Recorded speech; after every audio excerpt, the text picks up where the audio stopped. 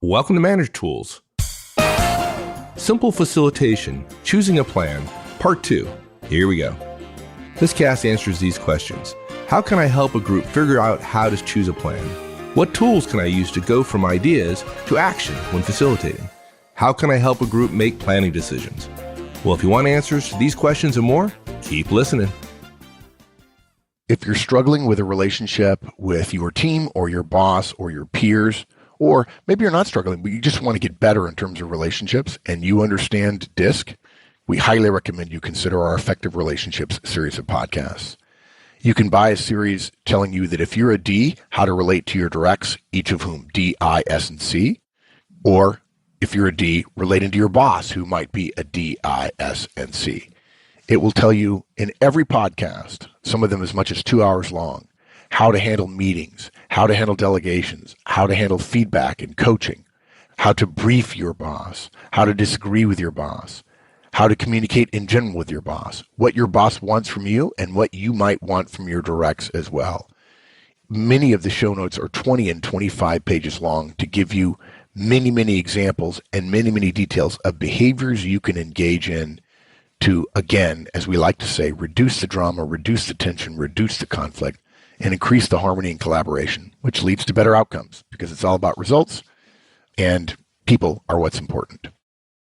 Last week, we talked about a couple things. One is it's okay not to know what is next when putting a plan together.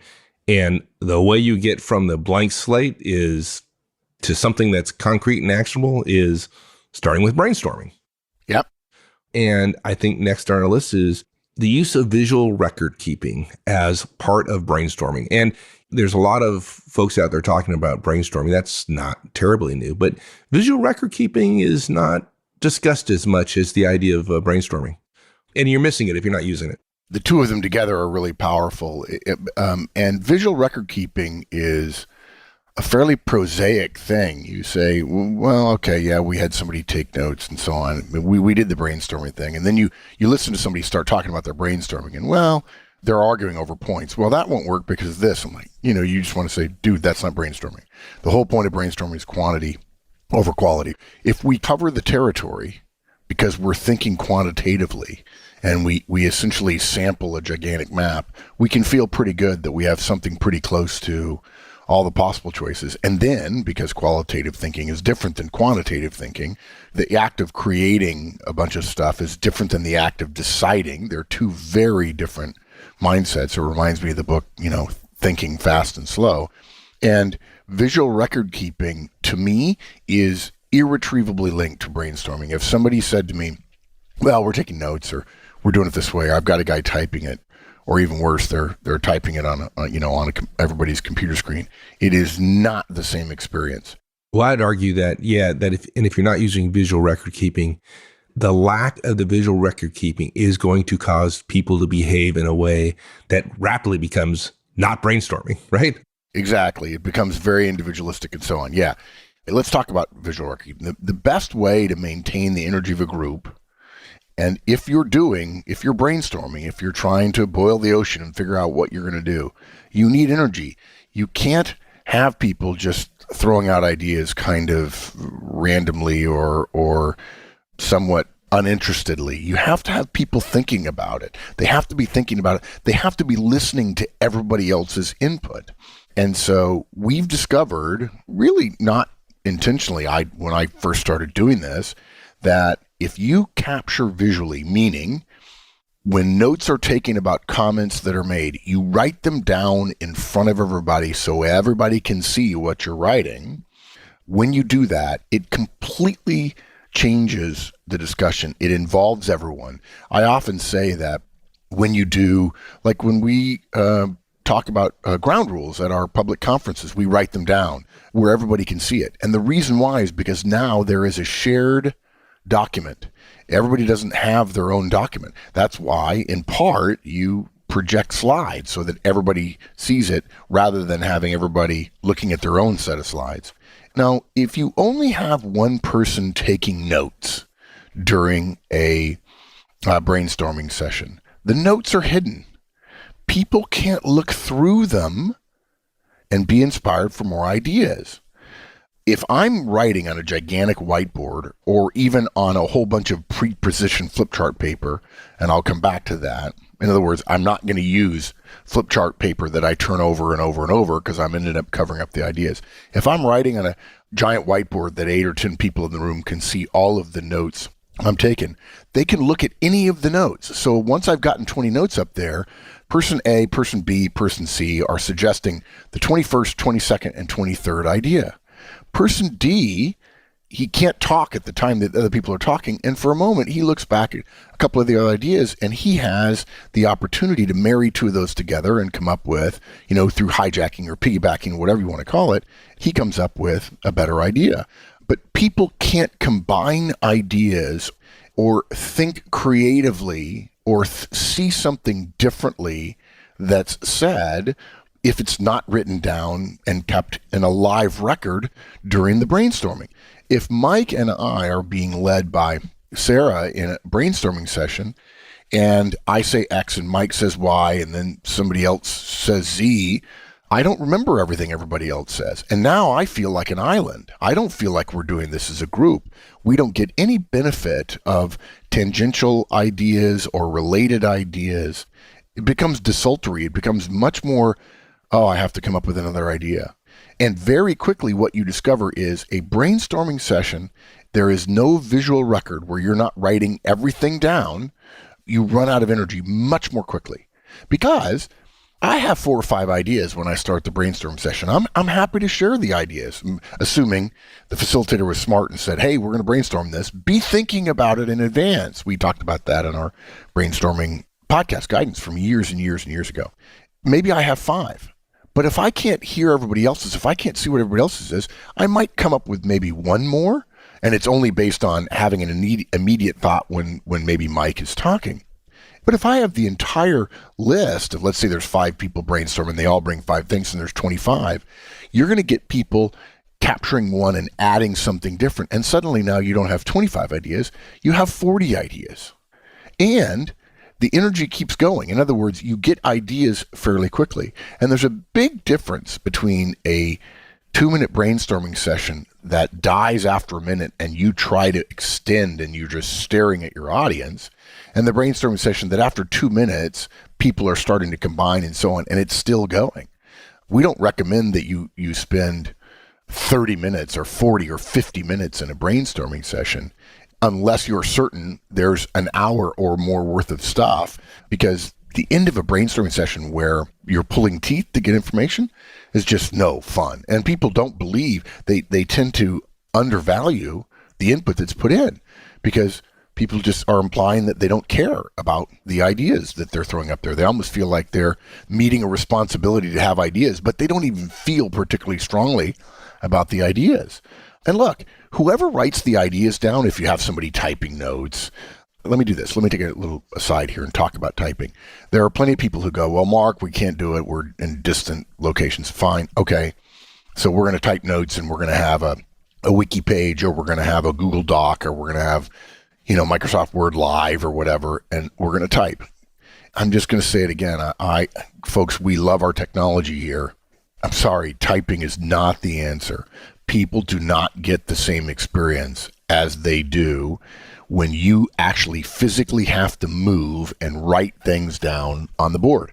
And they also don't get the same thing about a long list, because I'll tell you, in a lot of those wiki pages, a lot of those things where we're typing, you either have to make it so small to get everything in, or things scroll off of the board. Well, there's different typing, and somebody taking notes, typing is an individual experience. And the whole point of brainstorming, or part of the, maybe not the point, one of the things that facilitates the value created by brainstorming is it's a group experience, right? And it's that shared experience that makes it. And I've been in brainstorming sessions before where they're not using visual record keeping, and ideas thrown out, and you have no idea whether your idea was captured or not.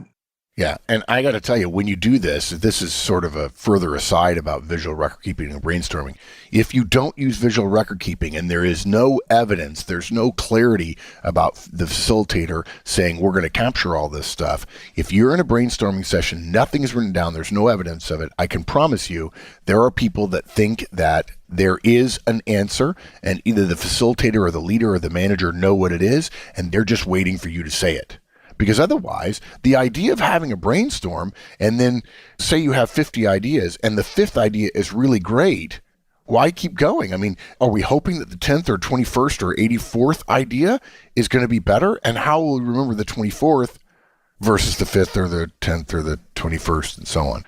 Typing, in our experience, doesn't work. Plus, again, guys, your brain stores pictures. It doesn't store text.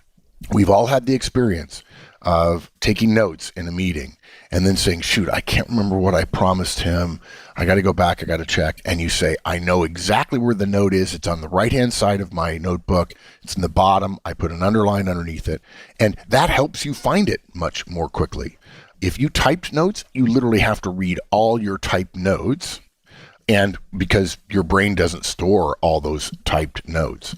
And that's because your brain stores pictures. And the beauty of thinking about writing big enough so everybody in a room can see is there's a picture. And you can actually take a picture of your brainstorming stuff, and it makes it, you can either send out pictures to everybody, here are our brainstorming ideas if they help you in terms of moving forward with whatever you're doing as part of this project, or you could have them typed up if you want. I happen to like seeing the notes because the notes can have arrows, they can have stars, they can have smiley faces, which are moments, human moments, that add emotion, which adds to your memory experience of the brainstorming. I wish it wasn't. I wish brainstorming wasn't emotional. I wish we were all just purely rational creatures. But, if wishes were horses, beggars would ride. So, something else too. The person who writes down the list, who types the list, is not going to contribute. To be the typist is to be excluded, okay?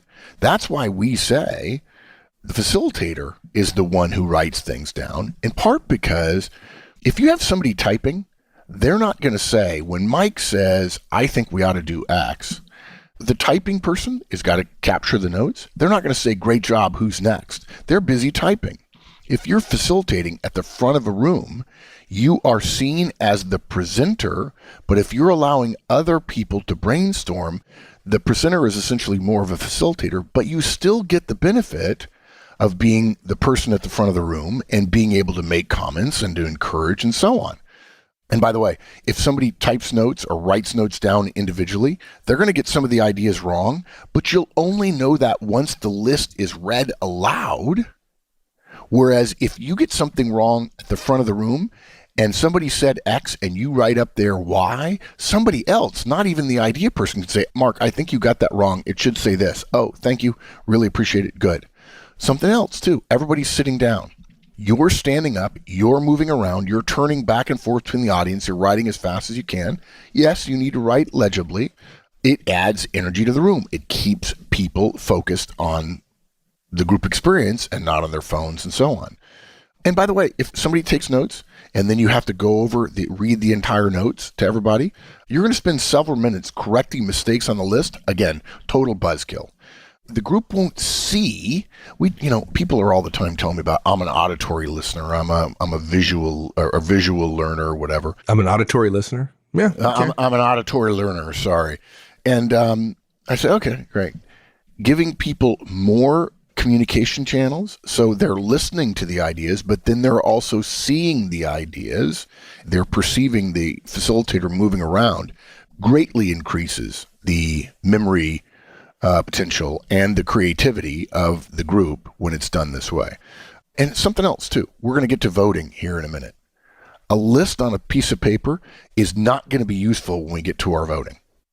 So what does this mean for visual record keeping? I've already alluded to it. You're going to use a whiteboard, or you're going to use flip charts. Now, if you use flip charts, you've got to get the sticky ones. I mean, you could use tape, obviously, but you've got to stick a bunch of them up on a wall next to one another and essentially recreate what amounts to a whiteboard. Otherwise, you're turning pages, and again, the list is disappearing. You might as well be typing them out one at a time. Or every time you tear one off, you have to walk away. Everybody has to wait while you post it on the wall and then come back to the flip chart page. Crazy. Now, how do you do this? You say, okay, what ideas do you have? And you ask for ideas. When you get one, you write it down. You repeat it when you write it down to make sure you have it right, to give everyone a second chance in the group to hear it. And like it or not, you saying it again makes it feel like there were just two ideas discussed. And in some cases, one person saying it versus another person saying it changes people's perceptions of the idea. Further, if you do it this way, if you're the facilitator and you're standing up in front of everyone and you're smart enough to know that when you're in front of an audience, there's a divergence between your energy and theirs. And if you want people to stay focused, you have to provide some energy to the room. Otherwise, they're sitting down, you're standing up. And if you attempt to match their energy level, everybody's going to be asleep in 15 minutes or on their phones. But you can reward and encourage more ideas by responding positively to each idea. You can say, great, good. Hey, thanks, Mike. Appreciate that. Well done. Or that's creative. Or I hadn't thought of it that way. That's good. You're going to get more ideas this way because people like to be thanked and they like to be shown appreciation in front of their colleagues. Mike, we should at some point get a video of one of us doing a visual brainstorm, a visual record keeping of a brainstorm, so people can experience the difference. In fact, we should do both. We should do typing and we should do visual record keeping. And I mean, if somebody were to say, well, I prefer typing, well, that's like me telling my boss, I prefer coming in at noon. No, dude, the whole point of this organization is, to some degree, we need to communicate on a regular basis. And so the wisdom of years and years in organizational life is office hours are valuable. I'm not saying they're always valuable, but you saying I prefer X doesn't trump the years and years and years of experience that other people have saying this is the way to do it. Good example, IDEO and Frog Design, two of really famous design firms that are, that put design into our everyday lives through products and services that we all use, and famous companies. Even though they're creative, people think of them as incredibly creative, they have fairly rigid, if you will, processes that they have to follow. There is a part of their process where they all get in a room, and it's a certain room which has certain tools and toys in it, and they capture things in a certain way, and they ask questions to validate things in certain ways. It reminds me of the thing you sent. You just took Sydney to Disney World recently, and you said, you saw the sign there that I saw when I was there years ago with my kids, which was, even creative people need deadlines, right? Yep. And creativity also responds well to some process. Not utter rigidity, but this is a better way to do it than typing. Even if you like to type, even if you think that saves you time after the fact, typing up notes. The time you save after a meeting, not typing up notes because you typed during the meeting, is trivial compared to the benefit of the qualitative and quantitative improvement in the brainstorming process by using visual record keeping. Thanks, everyone. That's it. We'll finish this series up next week. In the meantime, have a great one. If you enjoyed this podcast and you want the how-tos of management wherever you are, check out the free Manager Tools mobile app. It's available on both iOS and Android devices. Go to the Apple Store or the Google Play Store and download the Manager Tools app. Just search for Manager Tools in the respective store, or go to the Manager Tools website, www.manager-tools.com, and you'll find the links on the bottom of the homepage. Once you've installed the Manager Tools app, you'll have access to all the Manager Tools and Career Tools shows anytime, anywhere you want. With easy searching of podcasts by category, using the map of the universe, or using built-in search functions, it couldn't be easier. Additionally, if you're Manager Tools personal licensee, you'll have easy access to all the show notes right from the app whenever you want. Go to the App Store and download the Manager Tools mobile app. You'll be happy you did.